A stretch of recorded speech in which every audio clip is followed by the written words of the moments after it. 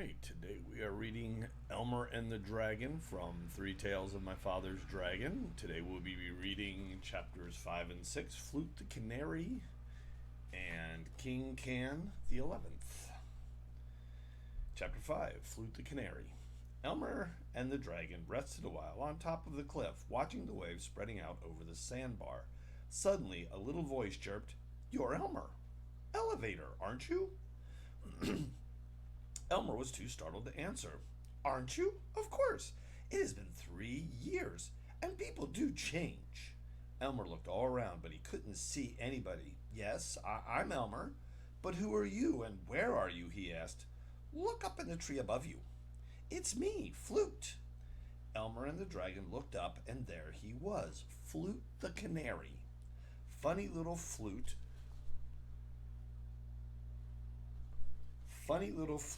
with two black eyebrows and one black feather in each wing. "Oh, Flute, how glad I am to see you. But how did you get here?" "I flew here the day you let me out of the cage, when your mother went to answer the doorbell. This is where all escaped canaries live.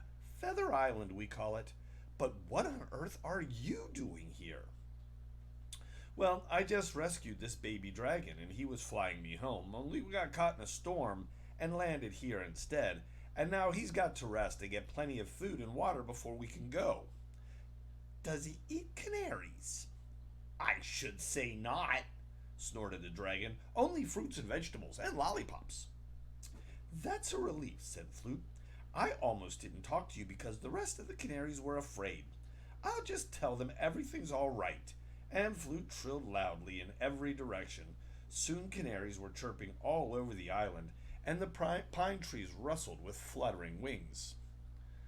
Let's go eat," said the dragon, who was bored and still hungry and thirsty. So Flute flew down and rode on Elmer's shoulder as they walked through the pines. "Tell me, Flute, do people live on this island?" asked Elmer. "No, just canaries." "That's what I thought.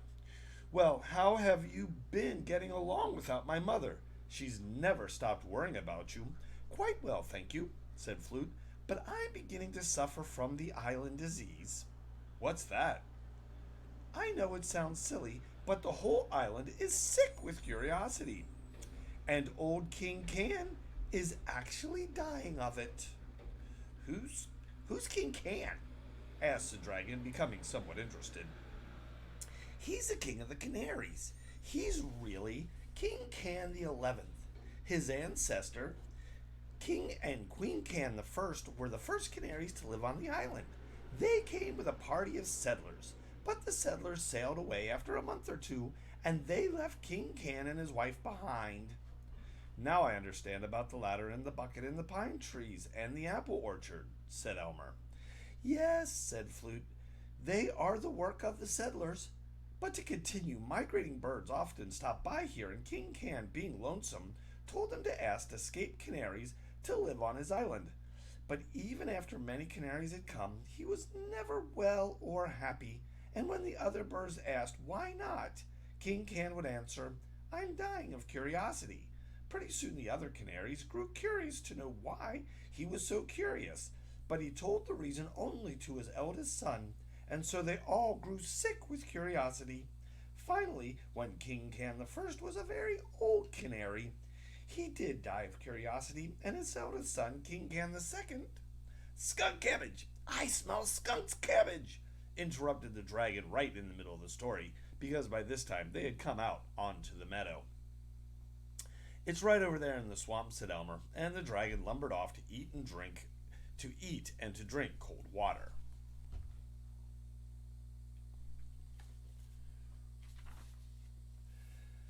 King Can the Second, Third, Fourth, Fifth, Sixth, Seventh, Eighth, Ninth, and 10th all died of curiosity as very old canaries, and now King Can the 11th is sick with it, and the rest of us are sick too. I tell you, it's an awful thing," continued Flute.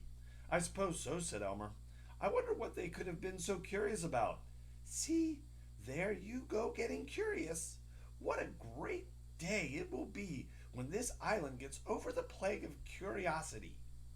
"Maybe I could help King Can the 11th," suggested Elmer. If he weren't curious anymore, then nobody else would be curious to know why he's curious, and everyone would get well. That's right, said Flute. Let's go see the king. He lives in the biggest tree in the forest. Elmer yelled to the dragon that he'd be back soon, but all he could hear was loud munching and drinking noises in the bushes. Chapter 6 King Can the 11th. Flute perched on Elmer's shoulder, and together they went to the biggest tree in the forest. Flute flew up into the branches, and Elmer heard him chirp, "Good morning, Queen Can. An old friend of mine has just arrived on the island, and I'd like to introduce him to the king." Is that your friend down there?" asked the sleek, tiny queen suspiciously. "Yes, he let me out of my cage back in Nevergreen City. The king isn't feeling well, you know." "I know, that's why I want to introduce my friend. I think he can help the king, perhaps." "Well, I'll go see if he's receiving visitors. You wait here." Soon the queen flew back and flustered. "The king will be down right away. I was really surprised. He's never before been so eager to see anyone." Elmer felt flattered and quickly tucked in his shirt and straightened his cap. Suddenly the king flew out of the branches and landed at Elmer's feet. Elmer was disappointed. The king looked just like a canary, only bigger and fluffier than the others. "This is my dear friend Elmer Elevator," said Flute. "Hello, won't you sit down?" said King Can the 11th. "Thank you," said Elmer, squatting down on the pine needles.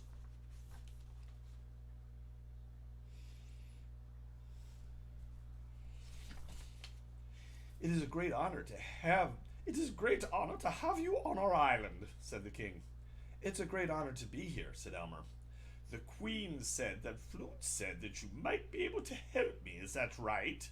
asked the king. "Yes," said Elmer. "I thought perhaps I could help you find out whatever you're so curious to know, and then all the other birds wouldn't be curious to know why you're curious, and everybody would get well." Said the king. "Did you have some special plan?" "You have to help by telling me what's bothering you," said Elmer. "That's what I was afraid of. Why, this has been a family secret ever since my great-great-great-great-great-great-great-great-grandfather was a young canary. No, I couldn't possibly tell you," snorted King Can the 11th. "Then I can't help you after all," said Elmer, getting up. "I'm sorry I bothered your majesty about it. Goodbye." Elmer and Flute sadly started back through the pines. Just a moment," called the king. "Maybe we could work out something. I'm awfully tired of being curious.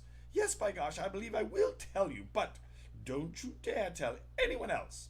"I promise," said Elmer. "Flute, go up and chatter with the queen.